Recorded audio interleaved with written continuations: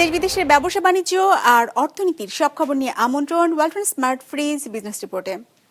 বড় সেচ মৌসুম আর গ্রীষ্মকে সামনে রেখে বাড়বে বিদ্যুতের চাহিদা, সংকট সামাল দিতে বাড়তি প্রস্তুতি সরকারের।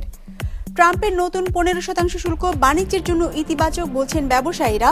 যুক্তরাষ্ট্র বাংলাদেশ বাণিজ্য চুক্তি পুনর্মূল্যায়নের তাগিদ।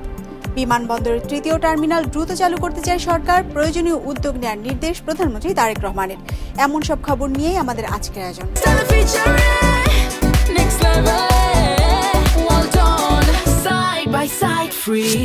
গ্রীষ্ম এলেই বাড়ে বিদ্যুতের চাহিদা, বাড়ে সরবরাহের চাপও। এবারও সেই চাপ আরও বাড়বে, কারণ গ্রীষ্ম শুরু হওয়ার আগেই শুরু হয়েছে রমজান মাস, আসছে বড় সেচ মৌসুম।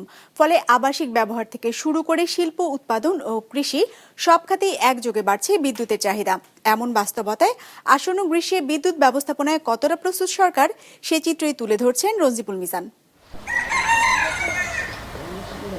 একে তো রমজান মাস, তার উপর কৃষিখাতের সবচেয়ে বড় মৌসুম বোরো, এর সাথে গ্রীষ্মকাল।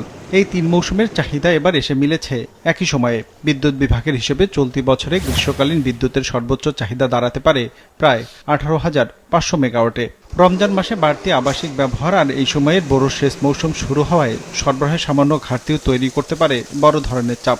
এই বাস্তবতা মাথায় রেখে আগাম প্রস্তুতিতে জোর দিচ্ছে বিদ্যুৎ বিভাগ।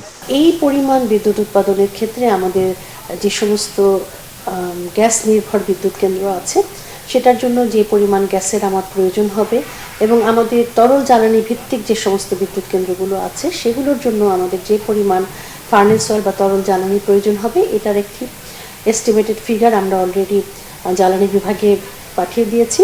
যদি আমরা আমাদের এই সরবরাহটা অব্যাহত থাকে এবং আমাদের চাহিদা মতো আমরা যদি জ্বালানি পাই, তাহলে আমরা বিশ্বাস করি এবং আগামী রমজান মাসে এবং সামনে যে সামার, এটা আমাদের খুব সুন্দরভাবে আমরা বিদ্যুৎ সরবরাহ পরিস্থিতি স্বাভাবিক রাখতে পারব। বিদ্যুৎ ব্যবস্থাপনায় সরকারের সবচেয়ে বড় অগ্রাধিকার সেচ খাত। খাদ্য উৎপাদন নির্বিঘ্ন রাখতে চলতি সেচ মৌসুমে সারা দেশের প্রায় 470,000 সেচ কেন্দ্রে নিরবচ্ছিন্ন বিদ্যুৎ সরবরাহের পরিকল্পনাও নেওয়া হয়েছে। এর মধ্যে 4,55,000 সংযোগই পল্লী বিদ্যুতায়ন বোর্ডের আওতাধীন। সংযোগের অপেক্ষায় আছে আরও প্রায় 7,000 আবেদন। সেচের জন্য আমাদের সর্বোচ্চ ডিমান্ড হয় হলো সেচের জন্য 2200 থেকে 2400 মেগাওয়াট।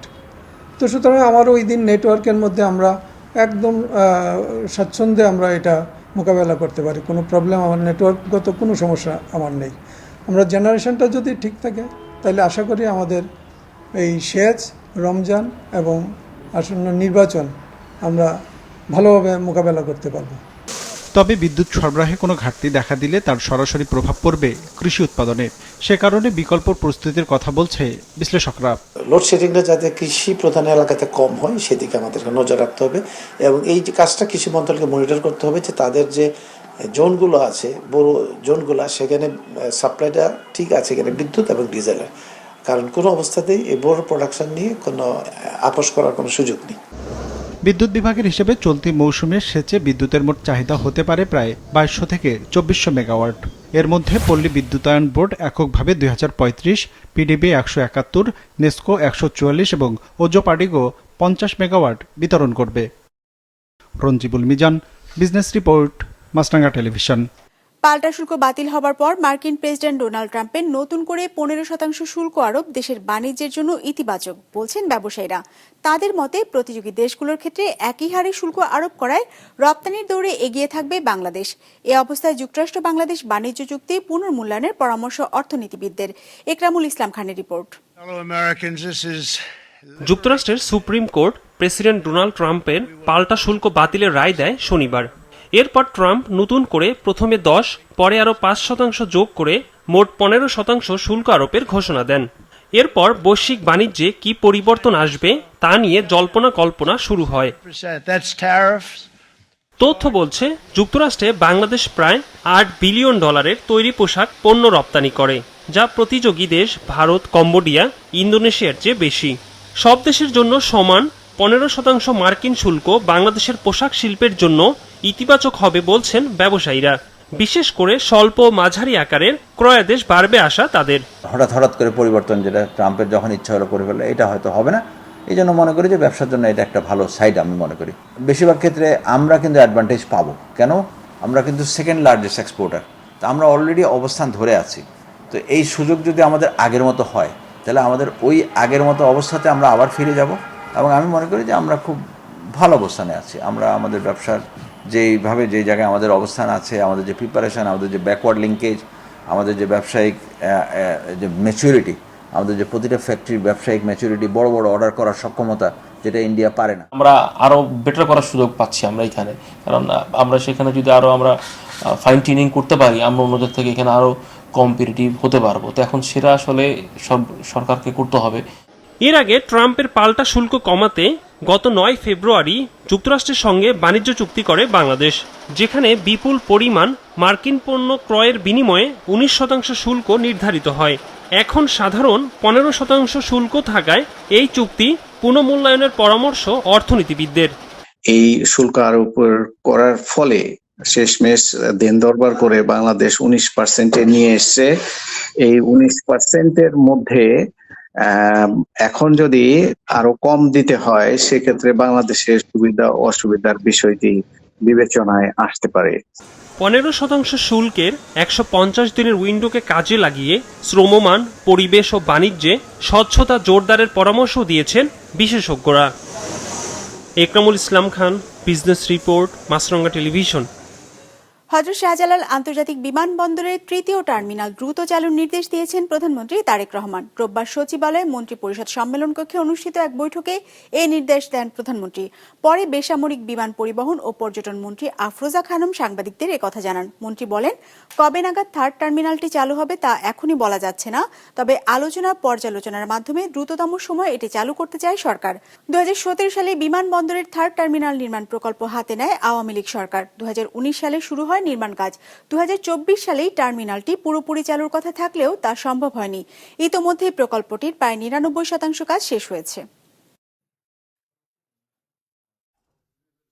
কবে নাগাদ এটা বলা যাচ্ছে না এখন, কিন্তু আমরা চেষ্টা করব তাড়াতাড়ি যাতে হয়, এই চেষ্টাটাই থাকবে। আমাদের মাননীয় প্রধানমন্ত্রী চেষ্টা করছে এটাকে যাতে সামনে চালু করা যায়, সে ব্যাপারে উনি চেষ্টা করছে।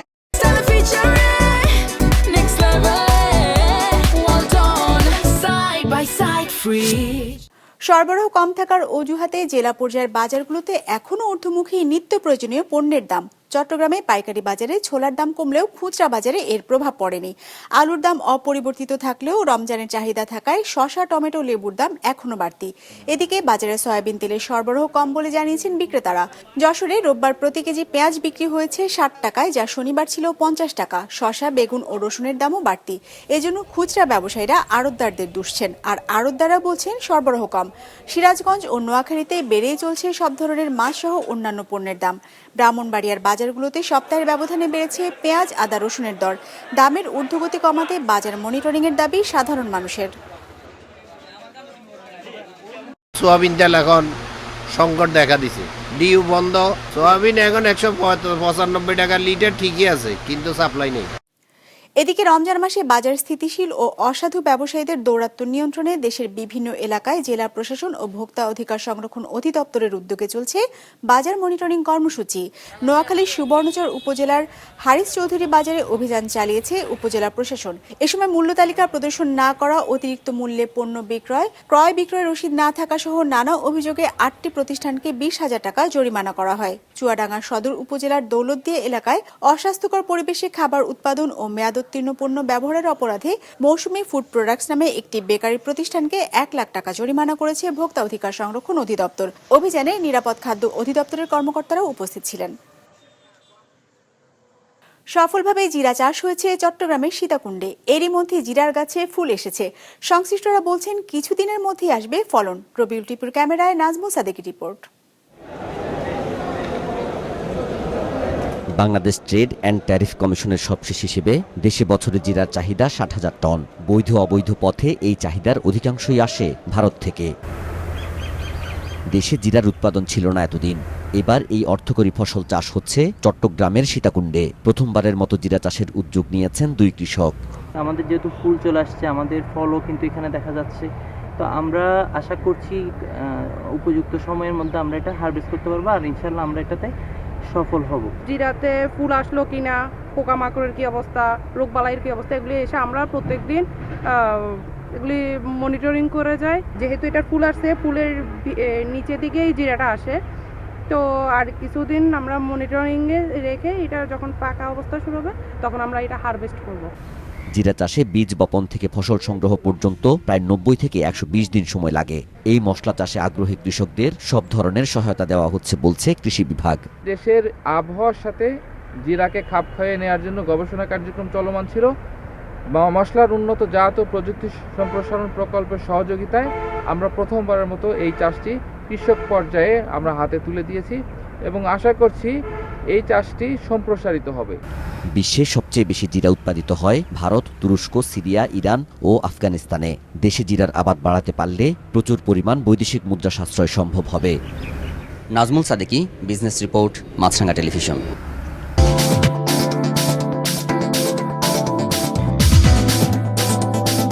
ইতিবাচক ধারায় শেষ হয়েছে ঢাকা স্টক এক্সচেঞ্জের সপ্তাহের প্রথম কার্যদিবসের লেনদেন। সার্বিক সূচক ডিএসসি এক্স 1 পয়েন্ট বেড়ে দাঁড়িয়েছে ৫,৪৬৭তে। বেচা কেনা হয়েছে ৫৬৮ কোটি টাকার। লেনদেনে অংশ নেওয়া প্রতিষ্ঠানগুলোর মধ্যে দর বেড়েছে ১২৩টির, কমেছে ১৯৪টির, আর অপরিবর্তিত আছে ৭১টির দর। এবার বাজার নিয়ে বিশ্লেষণ শুনবো ব্র্যাক ইপিএল স্টক ব্রোকারেজের। আজ ডিএসসিএক্স ইন্ডেক্স ক্লোজ হয়েছে ৫,৪৬৭.৮৫ পয়েন্টে, যা গত বৃহস্পতিবার থেকে ১.৯১ পয়েন্টস বেশি। আজ টার্নওভার ওয়াইজ মার্কেটে ঊর্ধ্বমুখী প্রবণতা লক্ষ্য করা গেছে, যা গত বৃহস্পতিবারের তুলনায় 1.4% বেশি। উল্লেখ্য, আজকের সেশনে লার্জ ক্যাপ সেক্টরে মিক্সড পারফরমেন্স লক্ষ্য করা গেছে, যার মধ্যে হাইয়েস্ট গেইন হয়েছে ব্যাংক সেক্টরে, ফলোড বাই এনবিএফআই এবং ফুড অ্যান্ড অ্যালাইড।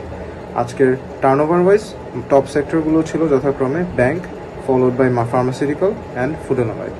আজকের সর্বাধিক ট্রেডেড স্টকগুলো হলো Olympic industries PLC, BRAC bank PLC এবং সিটি ব্যাংক পিএলসি।